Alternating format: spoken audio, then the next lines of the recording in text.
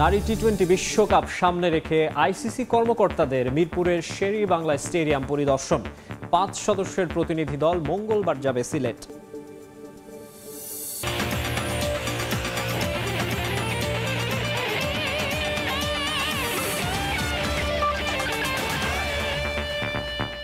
এবারে ঢাকা প্রিমিয়ার লিগের খবর। লিগ পর্বের পর সুপার লিগেও উড়ন্ত সূচনা আবাহনীর। প্রাইম ব্যাংকে 5 উইকেটে হারিয়ে শিরোপার পথে আরও এগিয়ে গেছে ডিফেন্ডিং চ্যাম্পিয়নরা। টস হেরে আগে ব্যাট করতে নেমে আবারও ব্যর্থ হন তামিম। জাকিরের 50 আর মুশফিকুর রহিমের 44 রানে ভর করে 10 ওভার আগেই মাত্র 178 রানে গুটিয়ে যায় প্রাইম। জবাবে তাওহিদ হৃদয় ও লিটন দাসের 50-তে সহজ জয় তুলে নেয় আকাশী নীল শিবির। 27 রান খরচায় 3 উইকেট নিয়ে ম্যাচ সেরা হয়েছেন শরীফুল ইসলাম। লিগ পর্ব কিংবা সুপার লিগ সবখানেই অপ্রতিরোধ্য আবাহনী। ধানমন্ডির ক্লাবটি এবার তামিম ইকবালের প্রাইম ব্যাংককে বিধ্বস্ত করে শিরোপার আরও কাছে। মিরপুরে সুপার লিগের ম্যাচে প্রথমে ব্যাট করতে নেমে শুরু থেকে আবাহনীর বোলারদের সামনে বেশ বেগ পেতে হয় প্রাইম ব্যাংককে। প্রথমবারই শরীফুল ফেরান পারভেজ ইমনকে 5 রানের মাথায়, দীপুকেও প্যাভিলিয়নের পথ দেখান এই পেসার। এদিন ব্যর্থ তামিম ইকবালও 10 বল ফেস করলেও করতে পেরেছেন মোটে 1 রান। আউট হয়েছেন তাসকিনের বাউন্সারে। সেখান থেকে দলের হাল ধরেন মুশফিক ও অধিনায়ক জাকির হাসান। এই দুই ব্যাটার করেন 112 রানের পার্টনারশিপ। মুশফিকের ব্যাট থেকে আসে 44 আর জাকির খেলেন 68 রানের এক ইনিংস। এই দুই ব্যাটার আউট হলে পরে শেষ দিকে মিঠুন, শেখ মেহেদী ও হাসান মাহমুদের ছোট ছোট ইনিংসে 178 রানের সংগ্রহ পায় প্রাইম ব্যাংক। জবাব দিতে নেমে শুরুটা দেখে শুনে করলেও দলীয় 35 রানে বিজয়ের উইকেট হারায় আবাহনী। তবে এদিন বেশ ধীরে সুস্থে ব্যাটিং করেছেন দীর্ঘদিন অফ ফর্মে থাকা লিটন দাস। বিজয়ের পর শান্তর সঙ্গে করেন 52 রানের পার্টনারশিপ। পরে 22 রানে শান্ত ফিরে গেল তাওহিদ হৃদয়ের সঙ্গে করেন 62 রানের জুটি। পরে 106 পরে 56 রানে অপরাজিত থেকে দলকে 5 উইকেটের বড় জয় এনে দেন লিটন। আর 27 রানে 3 উইকেট নিয়ে ম্যাচ সেরা হয়েছেন শরীফুল ইসলাম। এ নিয়ে এবারের আসরে টানা 12তম জয়ে শিরোপার পথে বেশ এগিয়ে গেছে আবাহনী। তামিম হোসেন, সময় সংবাদ, ঢাকা। এদিকে 3 সেঞ্চুরির ম্যাচে জয় পেয়েছে মোহামেডান স্পোর্টিং ক্লাব। ফতুল্লায় শেখ জামাল ধানমন্ডি ক্লাবকে 5 উইকেটে হারিয়েছে সাদা কালোরা। সাইফ তাইবুরের সেঞ্চুরির জবাবে মোহামেডানের হয়ে 3 অঙ্ক ছুঁয়েছেন মাহিদুল ইসলাম অঙ্কন। জয়ের জন্য বড় অবদান রয়েছে মাহমুদুল্লাহ রিয়াদেরও। 87 রানের দারুণ এক ইনিংস খেলেন সাইলেন্ট কিলার। শরীরে বয়সের ছাপ, তবে খেলার মাঠে তার প্রভাব পড়তে দিচ্ছেন না মাহমুদুল্লাহ রিয়াদ। ডিপিএল সুপার লিগে ব্যাট হাতে আবারও দায়িত্বশীল এক ইনিংস খেলেছেন সাইলেন্ট কিলার। অঙ্কনের সঙ্গে দারুণ এক জুটিতে মোহামেডানকে এনে দিয়েছেন জয়। শেখ জামালের বিপক্ষে 3 উইকেট হারিয়ে যখন ব্যাটিং বিপর্যয়ে দল, তখন সবাই ধরেই নিয়েছিল হাত থেকে ফসকে যাচ্ছে ম্যাচ। সে বিপর্যয় সামাল দিয়ে মাহিদুল ইসলাম অঙ্কনকে নিয়ে দলকে বড় জুটি উপহার দেন মাহমুদুল্লাহ। ডিপিএলের শুরু থেকেই নিয়মিত রান পেয়েছেন অঙ্কন, তবে গেল কয়েকটা ম্যাচে হাসেনি এই উইকেট রক্ষক ব্যাটারের উইলো। সুপার লিগে নিজেদের প্রথম ম্যাচেই আবারও ছন্দ খুঁজে পেয়েছেন অঙ্কন। ম্যাচে 5টি বাউন্ডারি ও 6টি ওভার বাউন্ডারি হাঁকিয়েছেন তিনি। ম্যাচে তাপপ্রবাহের প্রভাব ছিল লক্ষণীয়। পানিপানের বিরতিতে সেই বিষয়টি ছিল স্পষ্ট। সুযোগ পেলেই বিশ্রাম নিয়েছেন খেলোয়াড়রা, তবে তীব্র গরমেও লড়াই করেছেন অঙ্কনরা। মাহমুদ অঙ্কন জুটিতেই শেষ হতে পারত ইনিংস, তবে জয়ের থেকে যখন মাত্র 12 রান দূরে মোহামেডান, তখন ব্যক্তিগত 101 রানে আউট হন অঙ্কন।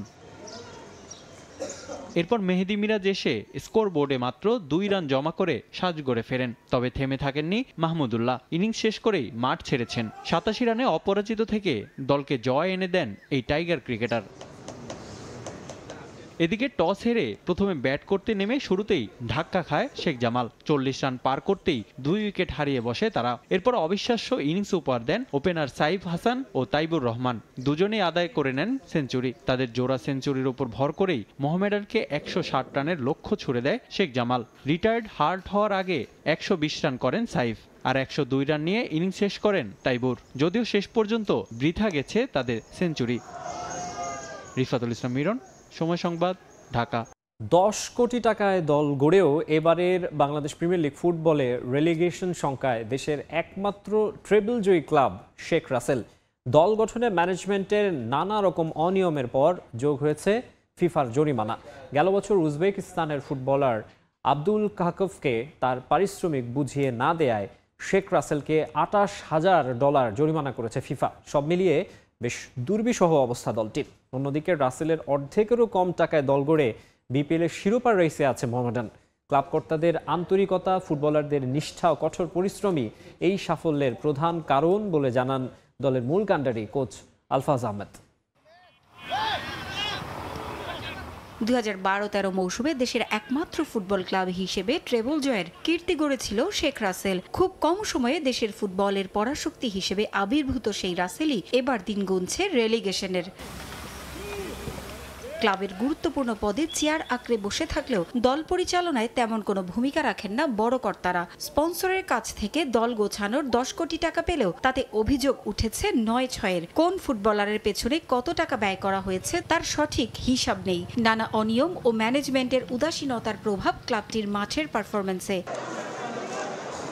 প্রিমিয়ার লিগে এ মৌসুমে 12 ম্যাচ শেষে 2 জয়, 5 ড্র ও 5 হারে 11 পয়েন্ট নিয়ে রেলিগেশনের সংখ্যায় রাসেল। ক্লাবের দুঃসময়ে নতুন করে যোগ হয়েছে ফিফার জরিমানার খড়গ। গেল বছর উজবেকিস্তানের ফুটবলার আব্দুল খাকভ আব্দুর রাকমনকে তার বেতন ভাতা না দিয়ে বিদায় করে দেয় রাসেল।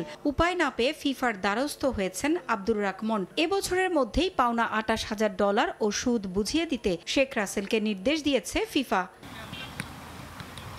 এ বিষয়ে কথা বলতে চাইলে দায়সারা উত্তর মিলেছে ক্লাবটির ডিরেক্টর অব ফিন্যান্স মোহাম্মদ ফখরুদ্দিনের কাছ থেকে।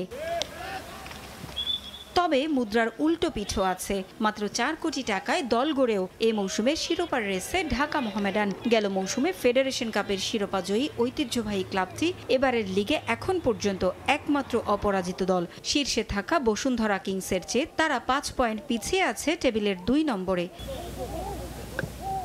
এখন পর্যন্ত লিগের সবচেয়ে বড় জয়ের রেকর্ডটাও আছে সাদা কালোদের দখলে। তারাই ঠাসা দল না নিয়েও মোহামেডানের সাফল্যের পেছনে রহস্যটা কি? ক্লাবের অফিসিয়ালদের ইচ্ছা শক্তি এবং প্লেয়ারদের আত্মবিশ্বাস সবকিছু মিলায় আমরা চেষ্টা করছি যে একটা ভালো টিম হিসেবে টিমটাকে তৈরি করতে। পাশাপাশি গত 2 বছর ধরে একসাথে খেলা, সবাই একজন আরেকজনকে খুব ভালো করে চেনা, আন্ডারস্ট্যান্ডিং আছে তাদের মাঝে। তো সব মিলে প্লেয়ারের প্রতি আমার মনে হয় যে প্লেয়াররা ক্ষুধার্ত একটা শিরোপার, যে কোনো একটা শিরোপা পেতে হলে তাদের কি করতে হবে সব চেষ্টাই তারা করছে। পাশে আমি শুধু তাদেরকে যোগান দিচ্ছি। এই মৌসুমে মোহামেডানকে শিরোপা উপহার দিতে চান ক্লাবটির সাফল্যের রূপকার কোচ আলফাজ আহমেদ। প্রতিটা টিমেরই সাফল্য চায় চ্যাম্পিয়ন, আমরাও চাই চ্যাম্পিয়ন। পারভিন আক্তার, সময় সংবাদ, ঢাকা। অলিম্পিকের খবর জানাবো। আসন্ন প্যারিস অলিম্পিক ঘিরে ব্যাপক নিরাপত্তা ঝুঁকিতে রয়েছে ফ্রান্স। আর তাই শঙ্কা তৈরি হয়েছে প্যারিসের সেইন নদীতে অলিম্পিকের উদ্বোধনী অনুষ্ঠান আয়োজন নিয়ে। চোখ ধাঁধানো আয়োজনের পরিকল্পনা করা হলেও শেষ পর্যন্ত উদ্বোধনী অনুষ্ঠান সরে যেতে পারে স্তাদে দো ফ্রান্সে। তবে নিরাপত্তা শঙ্কা থাকলেও ফ্রান্সের সার্বিক আয়োজন নিয়ে সন্তুষ্টি প্রকাশ করেছেন আন্তর্জাতিক অলিম্পিক কমিটির সভাপতি থমাস বাখ। প্রচলিত রীতির বাইরে গিয়ে আসন্ন অলিম্পিক গেমসের উদ্বোধনী অনুষ্ঠানে নিদারুণ কিছুর পরিকল্পনা আয়োজকদের। সবসময় বদ্ধ স্টেডিয়ামে জমকালো ওপেনিং হলেও এবার উন্মুক্ত স্থানে তা মঞ্চায়ন করতে চায় কর্তৃপক্ষ। প্যারিসের সিন নদী মুখরিত হওয়ার অপেক্ষায় 10,500 অ্যাথলিটের 6 কিলোমিটার ব্যাপী প্যারেডে। বৈচিত্র্যময় আয়োজনের উদ্দেশ্য থাকলেও বাদ সাধছে নিরাপত্তা ইস্যু। বিভিন্ন গোয়েন্দা সংস্থার খবর, অলিম্পিক এবং প্যারা অলিম্পিক গেমস নিয়ে নিরাপত্তার উচ্চ ঝুঁকিতে রয়েছে ফ্রান্সের রাজধানী। এমন পরিস্থিতিতে প্ল্যান বি রেডি করেছে প্যারিস। প্রয়োজনে স্তাদে দো ফ্রান্সে প্রথাগত উদ্বোধনী অনুষ্ঠান আয়োজনের কথা বলেছেন প্রধানমন্ত্রী ইমানুয়েল ম্যাক্রো। শঙ্কা থাকলেও নিরাপত্তা নিয়ে বেশ তৎপর প্যারিস প্রশাসন। সব মিলিয়ে সন্তুষ্টির কথা বলেছেন আন্তর্জাতিক অলিম্পিক কমিটির প্রধান থমাস বাখ। নিরাপত্তা নিশ্চিত করা স্বাগতিক দেশের বিষয়। কোন পদক্ষেপ নিলে ভালো হবে এটা অবশ্যই তারা ভালো জানে। এই বিষয়ে আমার ধারণা নেই। তবে আমি যেটা দেখেছি, নিরাপত্তা নিশ্চিত করতে ওরা চেষ্টার কমতি রাখছে না এবং বেশ পেশাদারিত্বের সঙ্গে কাজ করছে। আমাদের সবার বিশ্বাস আছে একটি নিরাপদ এবং উপভোগ্য অলিম্পিক গেমস উপহার দেবে ফ্রান্স। গেল 17 এপ্রিল থেকে শুরু হয়েছে প্যারিস অলিম্পিকের 100 ডেজ কাউন্টডাউন। ধারণা করা হচ্ছে গেমস উপলক্ষে 10 লাখের বেশি পর্যটকের সমাগম হবে এবার। এস এম ইকবাল, সময় সংবাদ। দুস্থ মানুষদের বিনামূল্যে নানা সেবা দিতে যুক্তরাষ্ট্র প্রবাসীদের প্রতিষ্ঠান ভালো ইনকর্পোরেশনের যাত্রা শুরু হয়েছে। নারায়ণগঞ্জের প্রতিষ্ঠানটির বাংলাদেশের প্রথম কার্যালয়ের উদ্বোধন করেন সংসদ সদস্য শামীম ওসমান ও বিসিবির পরিচালক তানভীর আহমেদ টিটু। এই উদ্যোগে নারায়ণগঞ্জের সামাজিক প্রেক্ষাপট এগিয়ে যেতে আরও সহযোগিতা করবে বলে মনে করেন তারা। নারায়ণগঞ্জ থেকে শওকত আলী সৈকতের তথ্য ও ছবিতে রিপোর্ট। বিনামূল্যে সুচিকিৎসা, শিক্ষা কার্যক্রম, খাবার ও স্বাস্থ্যকর টয়লেট ব্যবহারের সুবিধা সহ নানা ধরনের সেবা পেতে যাচ্ছে নারায়ণগঞ্জের অসহায়, দুস্থ ও সুবিধা বঞ্চিতরা। এই মহৎ উদ্যোগটি নিয়েছে মার্কিন যুক্তরাষ্ট্রের বসবাসরত প্রবাসী বাংলাদেশি ব্যবসায়ীদের অলাভজনক সেবামূলক প্রতিষ্ঠান ভালো ইনকর্পোরেশন, যে কাজে অর্থায়ন করছে যুক্তরাষ্ট্র প্রবাসী বিশিষ্ট সমাজসেবক শাহরিয়ার রহমান ও ডাক্তার শামীম আহমেদ সহ বহু প্রবাসী বাংলাদেশি। দেশ বিদেশে যেখানেই দুর্যোগ সেখানেই সহযোগিতার হাত বাড়িয়ে দিচ্ছে ভালো ইনকর্পোরেশন। 2020 সালে যুক্তরাষ্ট্রে শাহরিয়ার রহমানের হাত ধরে প্রতিষ্ঠানটির যাত্রা শুরু। এরই ধারাবাহিকতায় নারায়ণগঞ্জে উদ্বোধন করা হলো প্রতিষ্ঠানটির শাখা কার্যালয়। আনুষ্ঠানিকভাবে এই কার্যালয়ের উদ্বোধন করেন নারায়ণগঞ্জের 4 আসনের সংসদ সদস্য শামীম ওসমান এবং বিসিবি পরিচালক তানভীর আহমেদ টিটু সহ অন্যান্যরা। ভালো কাজের বিনিময়ে ভালো ছাড়া কি হতে পারে? সবাই জানেন এরপর একটা। So we have to do. আপনি অন্য কারোর জন্য কিছু করেন না। আমরা অনেকেই মনে করি যে আমরা যাকে দান করছি বিশাল বড় একটা ভালো কাজ করে ফেলছি। ইয়েস, আপনি ভালো কাজ করছেন। আপনার চেয়ে ভালো কাজ কে করছে জানেন?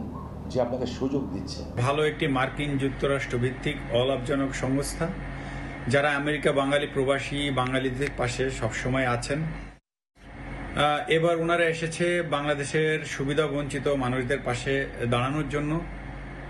স্বাস্থ্যসেবা, খদ্দের এবং শিক্ষা সহ আরও অনেক প্রকল্প নিয়ে বাংলাদেশের পাশে এসে দাঁড়িয়েছেন। এখানে যে সুবিধাগুলো থাকবে, সুবিধা বঞ্চিত মানুষদের জন্য দুপুরে খাবারের ব্যবস্থা থাকবে। প্রথমে অল্প করে শুরু হলো, রাউন্ড দ্য ইয়ার যেন লাইক 500, 700, 1000 লোক যেন খেতে পারে বছরব্যাপী, সেই ধরনের কার্যক্রম হাতে নেওয়া হবে। ভালো ইনকর্পোরেশনের নারায়ণগঞ্জের নিজস্ব স্থাপনায় দরিদ্র ও সুবিধা বঞ্চিত মানুষদের বিনামূল্যে উন্নত চিকিৎসা এবং ওষুধ সরবরাহ করা হবে। প্রাথমিক শিক্ষা নিশ্চিত করার পাশাপাশি প্রতিদিন 1000 মানুষের জন্য থাকবে দুপুরের খাবারের ব্যবস্থা, যা শুধু নারায়ণগঞ্জই নয়, পর্যায়ক্রমে দেশের অন্যান্য জেলাতেও ছড়িয়ে দেওয়া হবে।